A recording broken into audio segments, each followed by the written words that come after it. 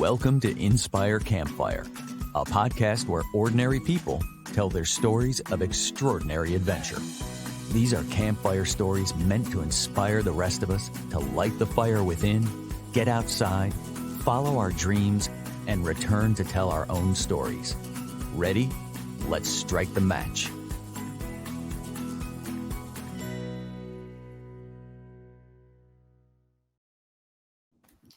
Welcome to the show. I'm your host, Scott Wurzbacher, and today's episode is guaranteed to inspire awe as we travel to the Kingdom of Bhutan in the Eastern Himalayas, nestled between India and China. Bhutan is a place of deep spirituality, connectedness with nature, and rich culture. Through synchronicity, I was recently invited to join an epic adventure with Karen Dark, who you might remember from episode 7. And for me, it was an immediate yes. Bhutan is known for the concept of gross national happiness, where governmental and economic decisions are made based on their impacts on happiness. It's also the only carbon negative neutral country in the world. There's a unique culture in Bhutan and so much that we can learn from its people. I am so honored for the opportunity to visit later this year. Our guest today is Matt DeSantis, founder of MyBhutan, a boutique travel designer and outfitter that creates experiences that allow guests to explore deep into Bhutan. Matt has an absolutely incredible story that starts where he grew up in Connecticut and includes how he traveled to Bhutan for 4 weeks and ended up staying for 10 years. What Matt has been able to accomplish during his time there is astounding, to say the least.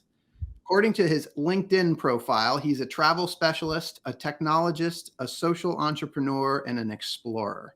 And he is a huge inspiration to me and has so kindly agreed to join us here to share his incredible story. Matt, welcome to the campfire. Thank you for having me, Scott. And that was a very kind introduction. And you described Bhutan very well. It's a very difficult place to describe, and you described it very well. Oh my goodness. Well, thank you so much. I am so excited to share your story, Matt. You and I had an opportunity to speak for a while last week, and just every adventure and all of the accomplishments that you've been able to get done while you've been over there in Bhutan has just been incredible. And I just can't wait to share your stories. I'd love to just go straight back to your early days in Connecticut, because I think that story that you shared with me just inspired me so much. And if you could just tell us kind of how this all happened. Sure. Well, as you mentioned, I've lived in Bhutan for over a decade now, but my relationship goes back to my childhood. I went to a boarding school in Connecticut called Choate Rosemary Hall, and there I met His Royal Highness Chigelugan Wangchuk. We originally met on the basketball court and had a very competitive relationship at the beginning that formed through the years into a very long-standing, true relationship with each other. And shortly after our time at Choate together, and obviously I would hear stories of Bhutan, but had never visited at that point. But hearing it through his words and his vision, and just through someone who loves Bhutan even more than himself, and the way that he really cares about everything about Bhutan's development and existence, it really had a strong impact on me even before being there myself. Yeah. But all that being said, after meeting in high school, we went separate ways. He went off to Oxford. I was at Columbia, and shortly after that, while I was working with Accenture, my professional career began with Bhutan, just as Bhutan was going through its transition from a monarchy to a democracy. I was just asked for gratis to build systems to support the government in its transition. And so my professional work with Bhutan began in my early 20s, and it was really just building systems from afar for various different ministries. And that led to the decision or the invitation to go over to Bhutan just to meet all of the ministers for what was supposed to be 4 months. 4 weeks. And of course, that's a tough thing to do when you go to Bhutan to stay only 4 weeks. Such a crazy story. So, this goes back to you're like 14 years old at Choate Rosemary Hall, and and you make this lifelong friend, and you go through the educational system, and you find yourself at Accenture as a technology consultant, and this invitation to Bhutan probably, I'm assuming, develops outside of because of your relationship with His Royal Highness and the learning that you had through that relationship. Correct. And we always shared ideas together that were very abstract and more larger scale for national development type of priority work, which I eventually did end up getting into. But at the time when we started to build those systems, it was really something that was of high importance because it was a young and developing new form of governance. And so it was a really fun project to be on because it was those opportunities come very rarely to be able to support the development of a transitioning government. Yeah, I mean, it's amazing. I mean, this is big stuff. I mean, there's a global impact that's happening with the work that you're doing. But to me, like, it starts with two teenagers, right, that are just close friends. I mean, what was that like? That sort of high school experience and that relationship that developed? Yeah, it's a great question. Well, I think it was a great learning experience for both of us because we were exposing each other to completely different environments and sharing them together. And, the stories that he'd tell me about Bhutan, for example, I could feel the love and passion through every one of his words, but I had never experienced it myself physically. But the way that he would explain to me everything from the way that Bhutan develops and its policies and its priorities, its national priorities for well-being, were so intriguing to me because while I felt them, it was a practice that I had never seen, for example, a government installing.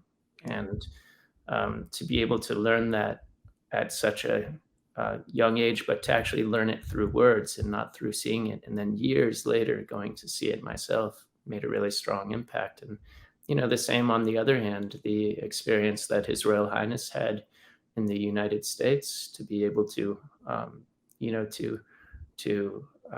to experience life in a different way than how he had been, born and raised to experience it in the kingdom.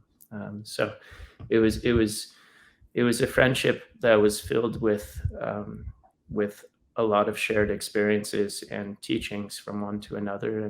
And as I mentioned, it started on the basketball court, and it wasn't the strongest friendship at the beginning. So we always had a competitive drive against us too. But that competitive drive really molded through the years as we continued to develop ideas together and really worked to its advantage in helping us really be creative and push towards things we really believed in.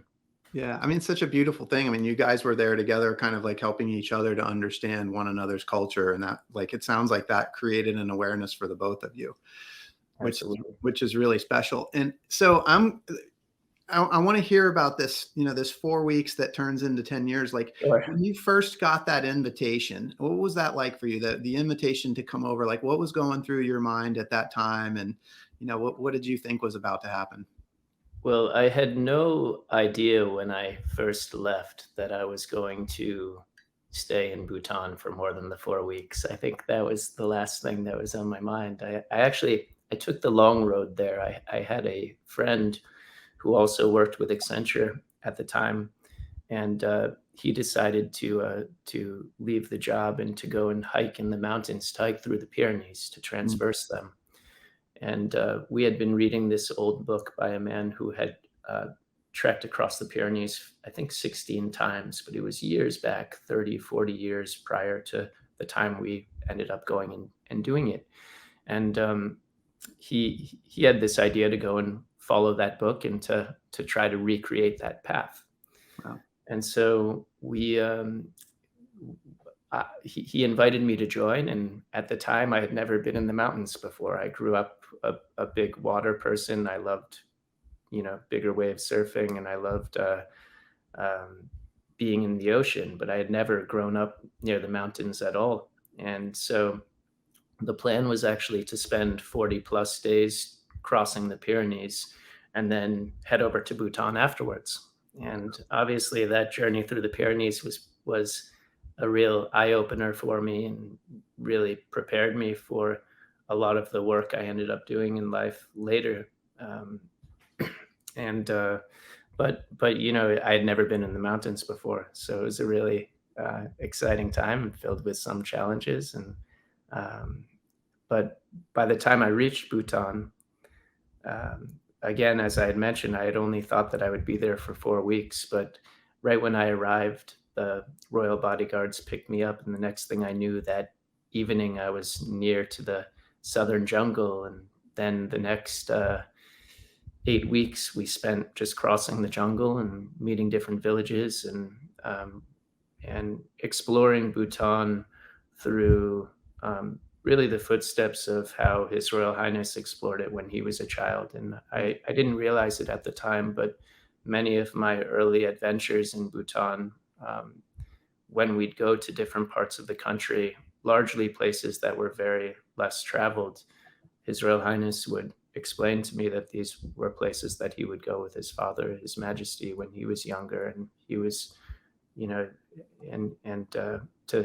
be able to see it through, my friend's eyes from his childhood was even more powerful to me. So Yeah.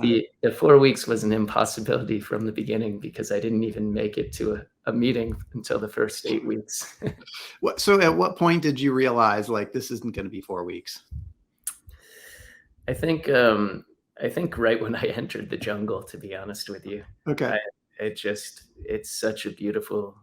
The thing about Bhutan is there are many things, but one of the beautiful things about Bhutan is its mutual respect for the environment. Mhm. And just the way that the people and the nature around the people interact with each other is so harmonious in many ways that it's like nowhere else I've ever been. And so um, Bhutan you have to keep in mind that Bhutan, the northern part of Bhutan, you essentially reach the Tibetan plateau, but then the southern part of Bhutan, you hit the Indian basin. So if you look at Bhutan on a 3D map, Bhutan is really this slope.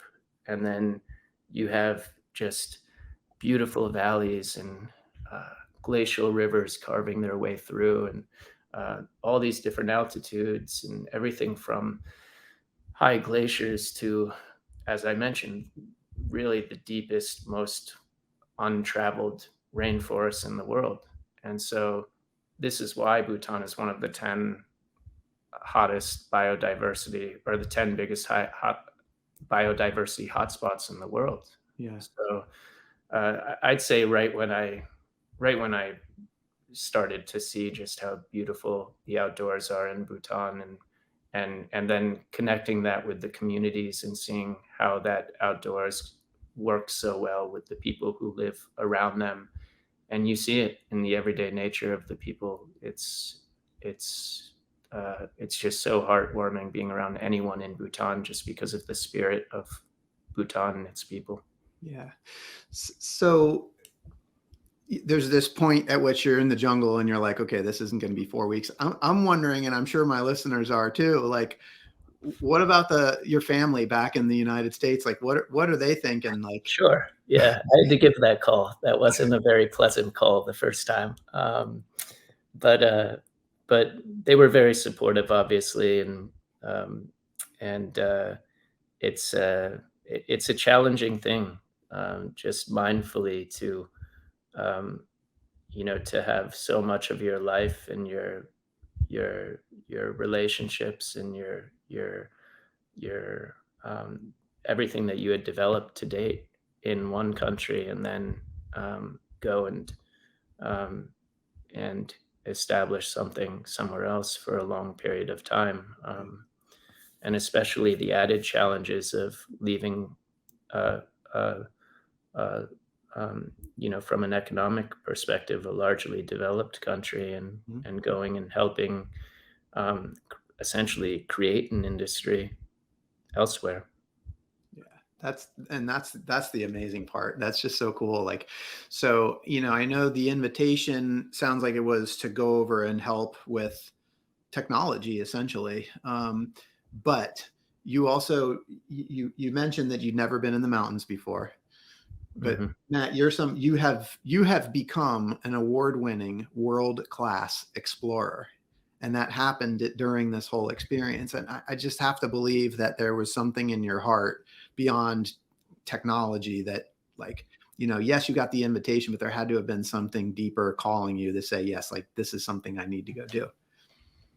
Yeah, and that's a good question. I've always been driven to go um, and and and make impactful type of exploration in different parts of the world, and whether that be storytelling or scientific research or some type of community involvement related exploration. I think I've done across that map quite a few. But what intrigued me most about Bhutan is, one, just from a exploration perspective in general, you have a lot of opportunity. You have everything from the high mountains, which once you get past the military checkpoint in northern Bhutan is probably the least explored regions of the Himalayas that still exist today.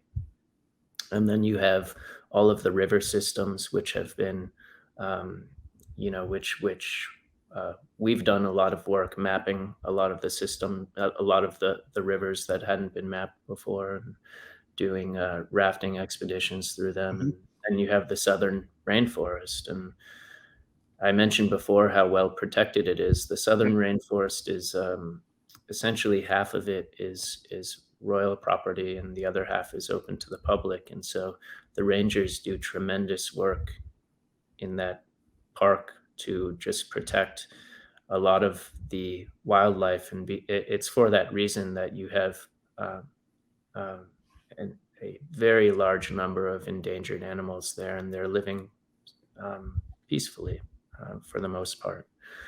And so the opportunity for exploration is really high in Bhutan, and it's also just because of access.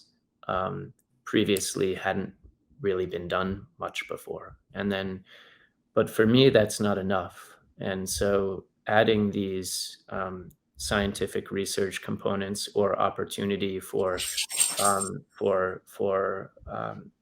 the younger generation to be able to be involved and either provide a good or create a good scientific impact on whatever work we do, or to give them the opportunity to, if the youth are involved, to see and experience their country in a different way.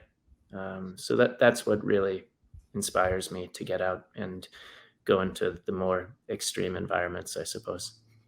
Yeah, and so I think I'm kind of seeing sort of two paths, because I know there's the exploration piece, but you also have like a deep passion for entrepreneurial efforts. And I want to get into both of them, so just for listeners can kind of understand both of those, because you've got sort of a number of different entrepreneurial ventures that you've taken on over there. But then there's also the exploration piece, and I'd love to kind of get into how those two tie together. But just to bring everybody into context, can we just go back to the entrepreneurial piece, MyBhutan, and some of the other ventures that you've created? Can you kind of give us some Sure, background absolutely. there? So what we've done is we have two companies. One is MyBhutan, which was co-founded by myself and His Royal Highness in 2013, and that's the travel group that provides deep exploration opportunities in Bhutan. And we try to mix that a lot with shared experiences, because the early days, before MyBhutan was even formed, we were still doing travel programs in Bhutan, just unofficially, but we were doing it with high interest guests to Bhutan. And the idea was to build shared experiences. And so we were introducing them to private projects and giving them pretty special access to see the country from the way that the people around me see it, and the way that it was introduced to me as well. And so the travel group has been very bespoke for a reason and boutique for a reason. We're not ever looking to really grow to extreme boundaries, but the idea is to build relationships and to introduce Bhutan in a very pure and authentic way. Now, we also have a company called Bayul Labs, which built Bhutan's international payment gateway. Okay. So prior, you could only accept wire transfers to Bhutan. So on the tech side, we built a platform that can be used by Bhutan to, for the first time, accept international payments. Now, that's also something that can be replicated to other countries, and you'd be surprised how many countries have that issue. So that's on the business side. Now, in addition to that, we serve a few other roles. As part of MyBhutan, and this was just a core decision that His Royal Highness and I made at the very early days, because I was making the decision to go and live very far from, at the time, what was my home in the United States, and His Royal Highness was involved in the project as well, and so we needed to create a reason for MyBhutan that was well beyond just being a startup business. And so what we decided was that a core part of what we do would found, fund, and implement different projects, which would be community benefit projects or environmentally benefit projects. And so over the course of the 10 years, we've been involved in various projects, but the 4 that I will mention are really the key ones that we've been focusing on through the long term. One is a very historic project for Bhutan. It's co-led by myself and one of the princesses, and the royal grandmother is the honorary patron to the project. But we're documenting, digitizing, and archiving all of Bhutan's national relics across 2,500 monasteries. So yeah, it's amazing. This is a mega project, and multi-lifetime project probably, but it's been an amazing experience because we have monks learning data structures while they're teaching me the whole reincarnation cycle, because I know this is going to take multi years. Yeah. Lifetimes. And so that project's very important, with 2,500 monasteries and objects in the tens to hundreds in each monastery. Yeah, I have to just reflect there for a second, because what you experienced with His Royal Highness in high school was this integrating and awareness of each other's sort of cultures, and now here you are, just like you're explaining that same story with the monks and how they are sharing and you're sharing. It's just it's so magical. Yeah, and and I'm very grateful for that, because it's obviously difficult to really just find yourself being accepted into any community that you're not originally from. But I remember the early days when His Royal Highness, when I first arrived, and he sat me down with his close friends and said, this is my brother and he's your brother now too. And I'm always appreciative for that, because it was a welcoming, and it allowed for both me to feel personally welcome and make it a home, but also to be accepted, right? So there's such an unbelievable unity in that, and I love it. I mean, that right there is a lesson for the world. It's beautiful. Yeah. So we've got this National Relics project, sure. And then we have that project, and then the other 3 projects. One is a tree planting project, and what we're doing is we're working on 2 fronts here. One is for reforestation, and there's an old ancient trail called the Trans-Bhutan Trail, which was just revived. It had been it had essentially stopped. It had really overgrown and died out over the last, I'd say, 60 years since the highway was introduced to Bhutan. And it was such an important trail for cultural reasons and also for trade. But it's disappeared, and so it was fortunately revived over the past 2 years during the pandemic. And so we're working on a reforestation project with the Trans-Bhutan Trail team, where we're providing tree saplings and helping with planting so that we can reforest areas that have degraded land along the trail.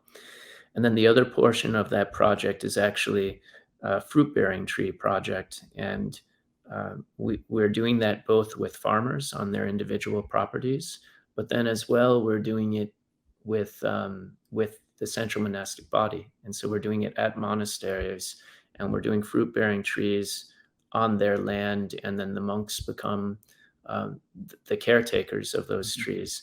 And the purpose of that project is to revive an old practice where these fruit-bearing trees used to provide a source of income for the monasteries. And we're always trying to find ways to provide sources of income for the monasteries in Bhutan, and this one seems to be a viable one. So we're excited to have that one up and running again.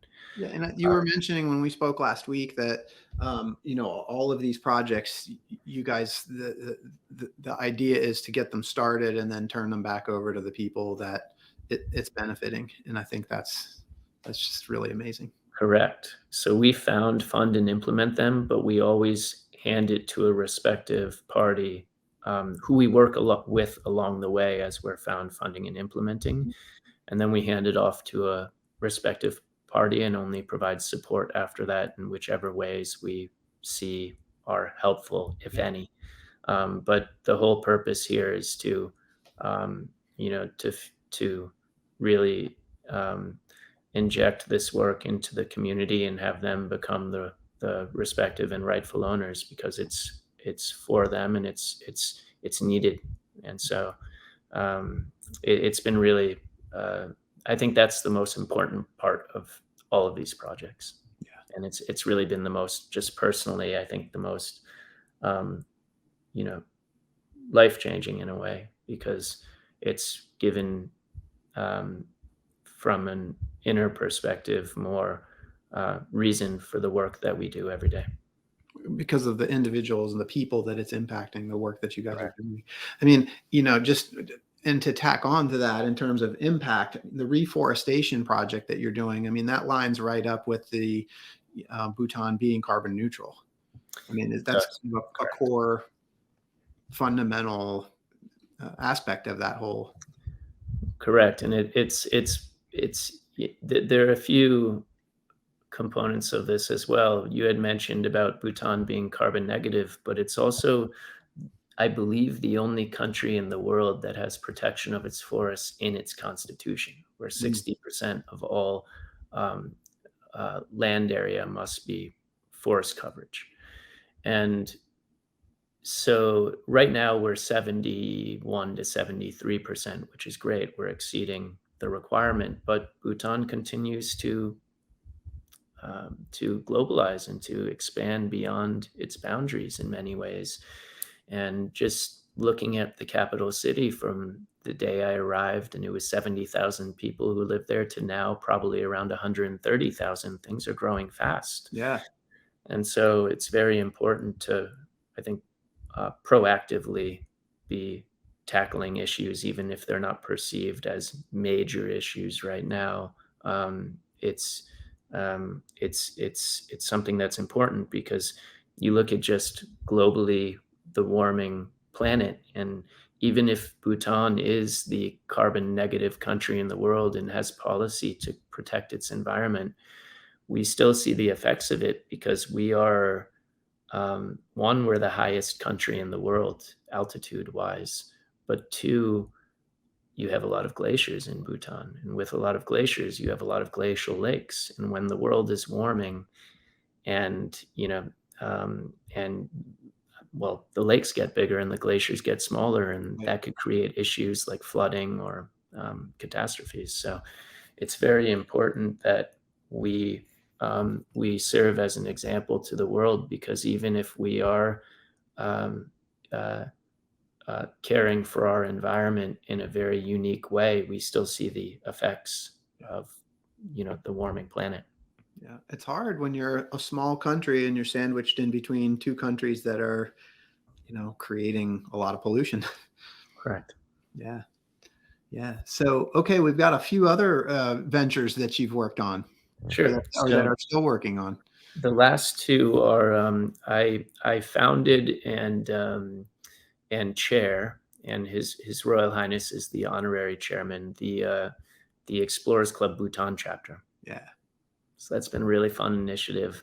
We have about 15 to 20 members, and you can just imagine just very unique talent within that membership. Everything from the the person who led the first project to bring a satellite from Bhutan to space, to a number of rangers doing exceptional work that involve botany, geologists, you name it.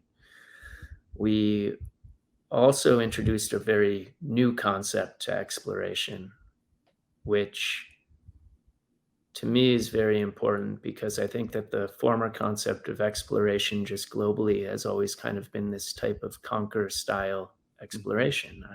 I'm the first to go and do this, you're the first to do that.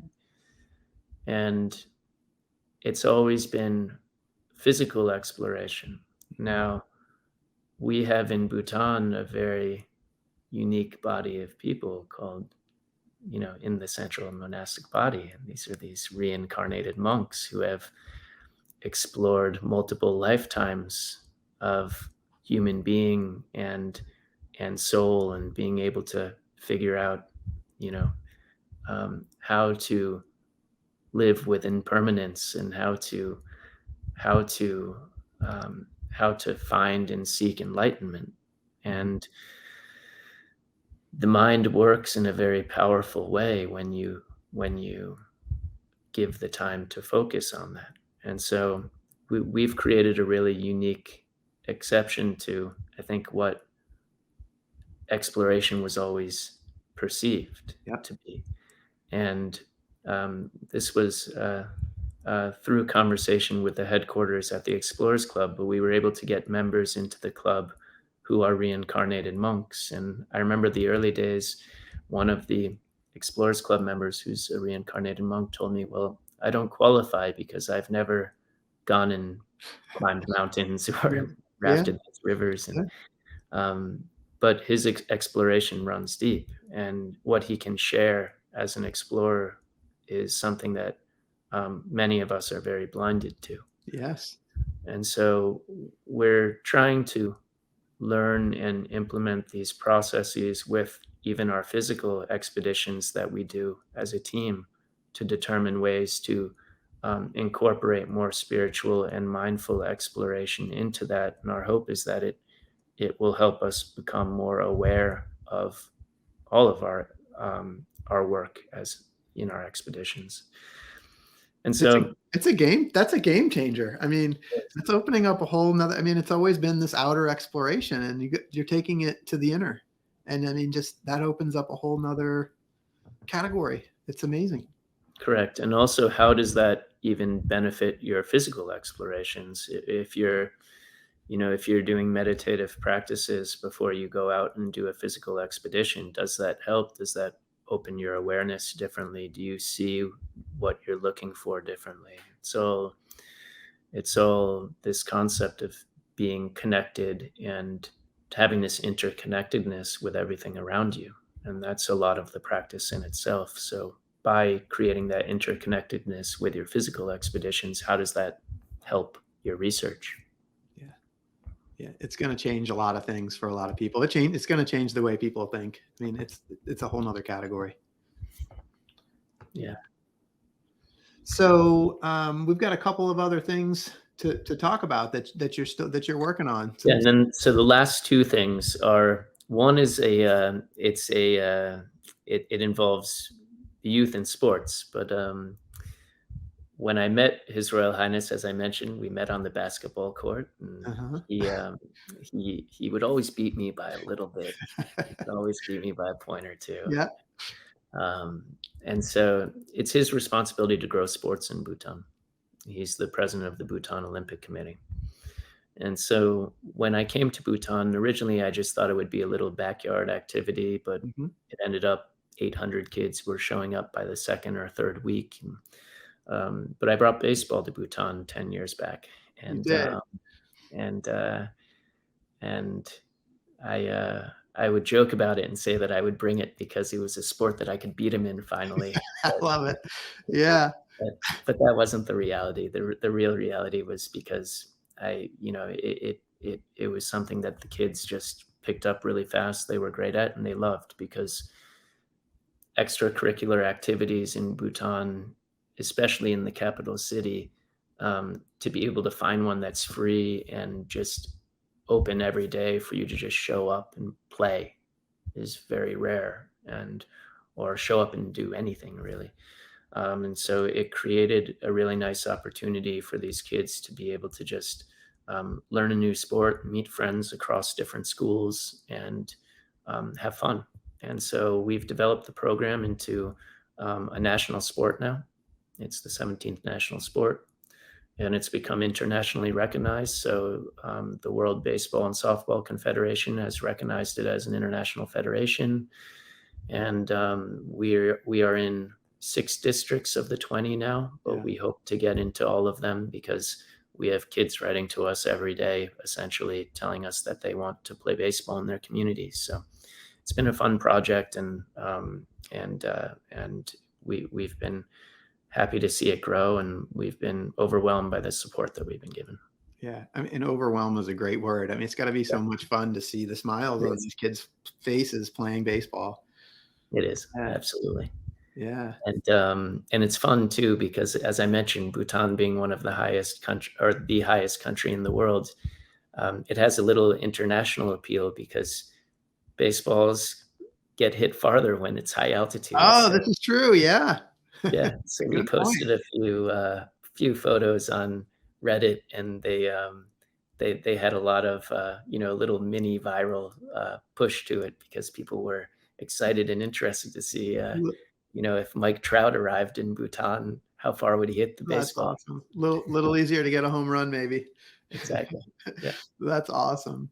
Well, cool. Okay, so you have kind of one more role that you The play. last is just a volunteer role, and that's just or that is working with basically supporting any Americans in country who have any issues. But I'm the U.S. warden to Bhutan, so I facilitate a lot of the um, conversations between anyone in any Americans in Bhutan and the U.S. State Department if there are any issues. And just because of the nature of my relationship with all of the parties involved, I also help with various other things between the two parties.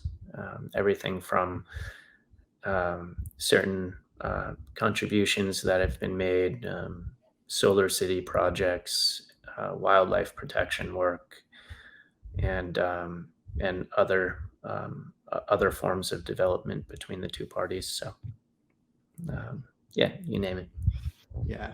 I mean, there's so much in all of that. And so Matt, like one of the things we talked about when we spoke last week, you grew up in the Northeast in the United States, you go to high school in Connecticut, and now all of a sudden you're in Bhutan. And I mean, I think for a lot of listeners, it's going to be hard to get their heads around what a massive thinker you are.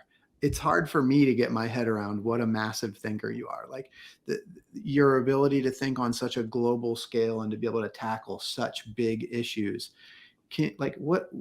How did your mind get to that point? Like, can you take us kind of through, like, how does one develop that ability to think on such a grand scale? Well, thanks, Scott. I think I think that just it's been a maturing process throughout. But I look back at the early days when I was working um, in the States with, say, Accenture, and I was very happy and satisfied with the work and learned a tremendous amount. But I always felt that if I had done that my whole life, that while I would live very comfortably, I wouldn't feel satisfied completely in the end, because I didn't feel that what I was doing was really building anything beyond what I had intended to build for myself. Mhm. And just personally, that isn't enough of a drive to do what I do every day. And so that was the early feelings, but it took time to, I guess, have the courage to go and take that jump, because you uh, you spend years developing yourself into something that can um, that can uh, you spend years developing yourself into one thing, and then if you find that it isn't fully satisfying, it's always a little scary to take that jump.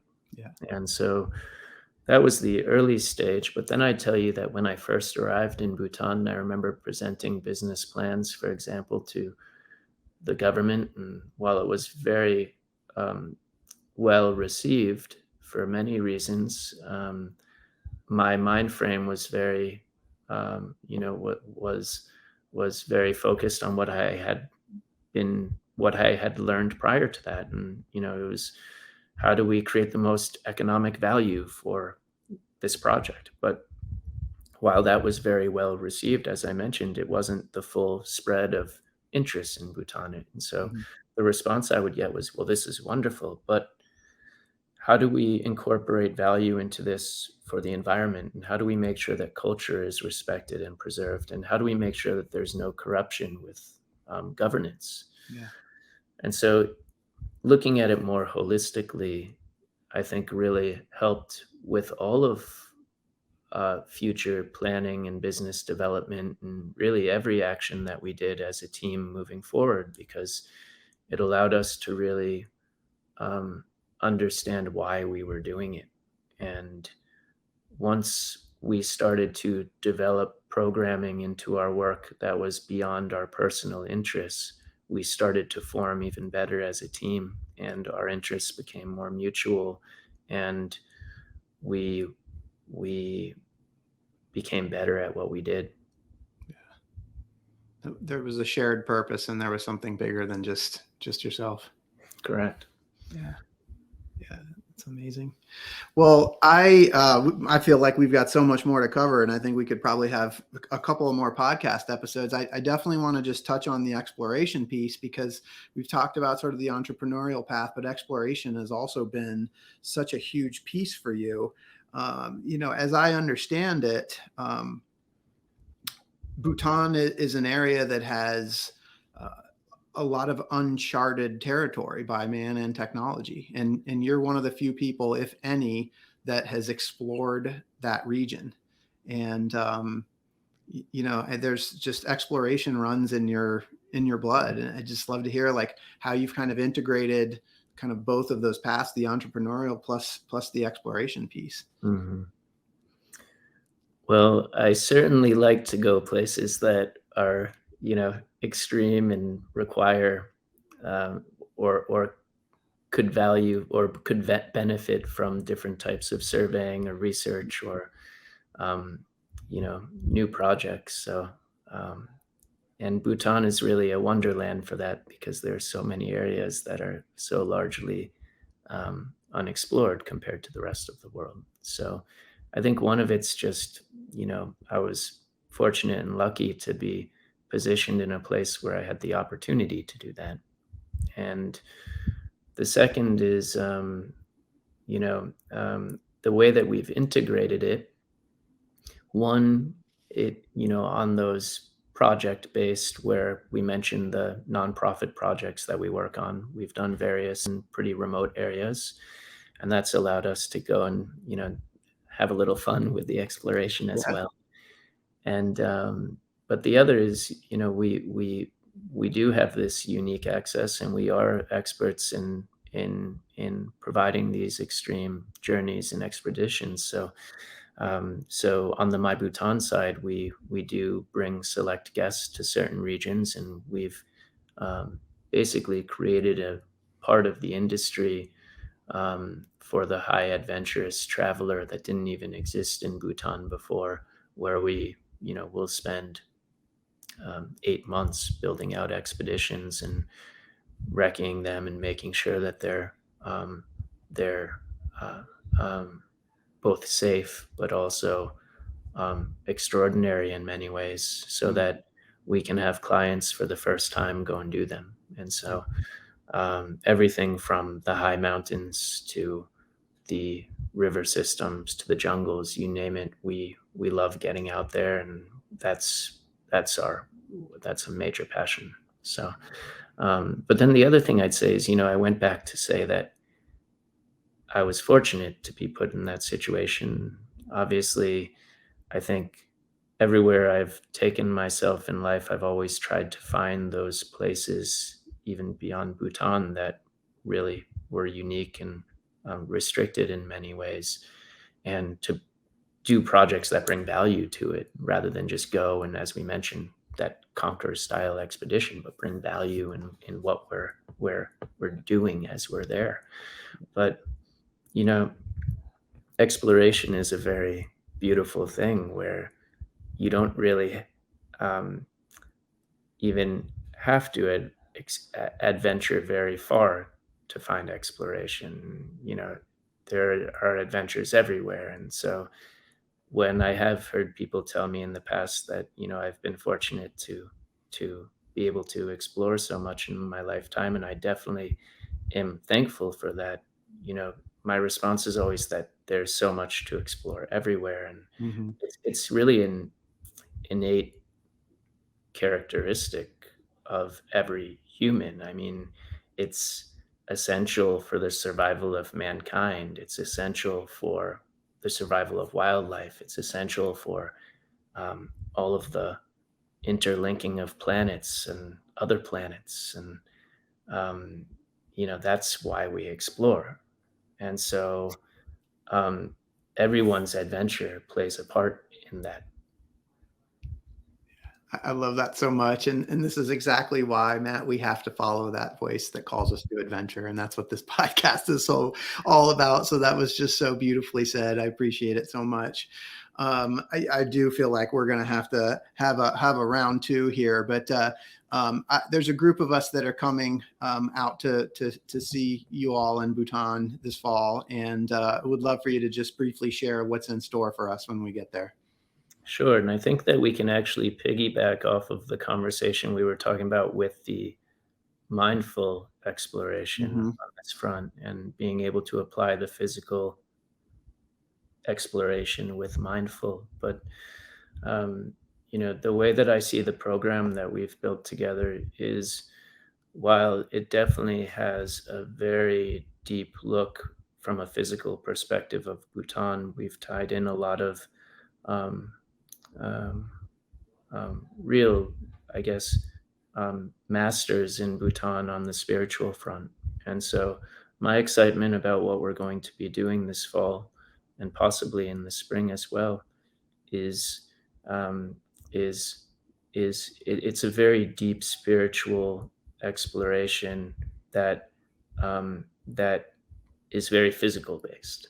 And I think that that's a very beautiful way to experience Bhutan, because you know, Bhutan, people people go for two reasons. They either go because they love the outdoors and they want to see the culture and the festivals, Mm-hmm.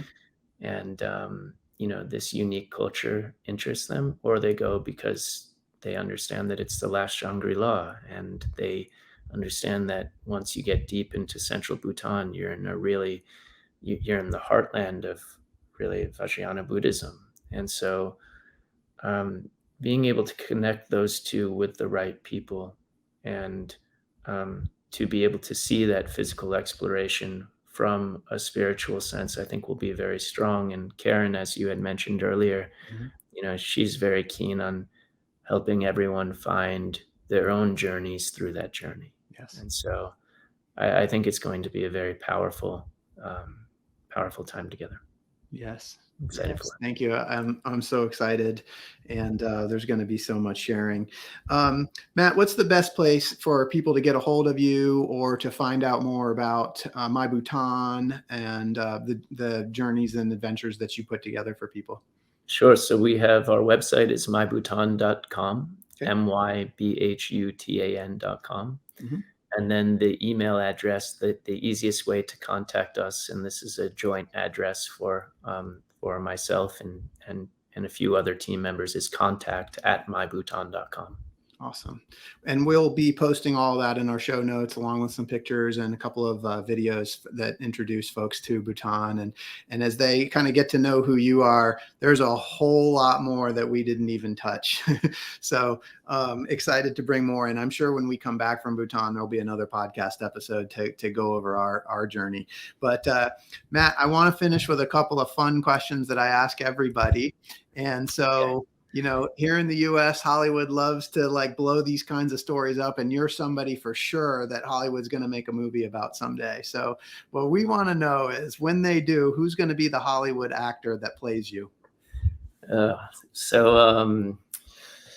guess I'll give you a couple of things here. So so His Royal Highness always tells me that Marco Polo reminds me of him. Nice. So, or reminds him of me. Nice, yeah. And so maybe that the actor in that TV show. Okay. Or maybe we could bring Brad Pitt did the 7 years in Tibet. So there we go. Okay. Maybe we can get him back to Bhutan.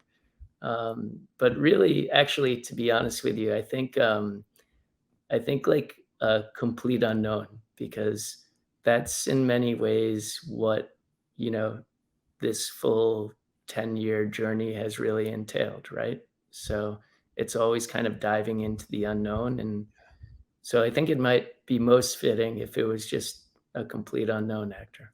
I love it. Okay. Well, what's your movie going to be called?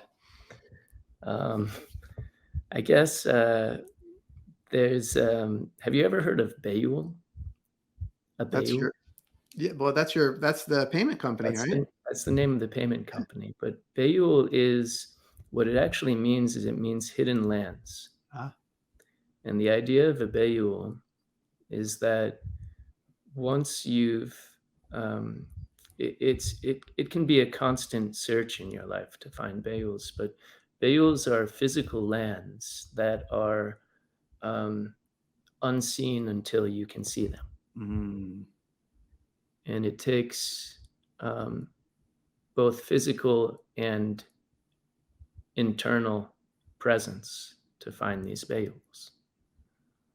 So, I think that the real, the place is the most special part of this story rather than the person. Yeah. And so I'd say something like Into the Bayul or something. I love because that. Bhutan, in a really beautiful way, is a Bayul in so many ways. Bayul.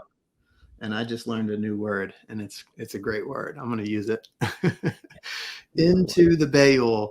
Well, Matt, I want to thank you so much for spending time with me today. I am so excited to come and visit Bhutan later this year. And for those listening, I hope that you have been inspired today as much as I have. I hope that Matt's story has encouraged you to listen to that voice inside that calls you to adventure, because we want to hear your story next. If you have a story to tell or you need a nudge to create one, please send me an email. We'd also appreciate it if you'd help us spread the word by leaving a review and sharing or tagging Inspire Campfire in your social media. And until next time, I want to encourage you to get outside. Thank you for listening. Matt, thank you so much for being here today. Thanks for having me, Scott.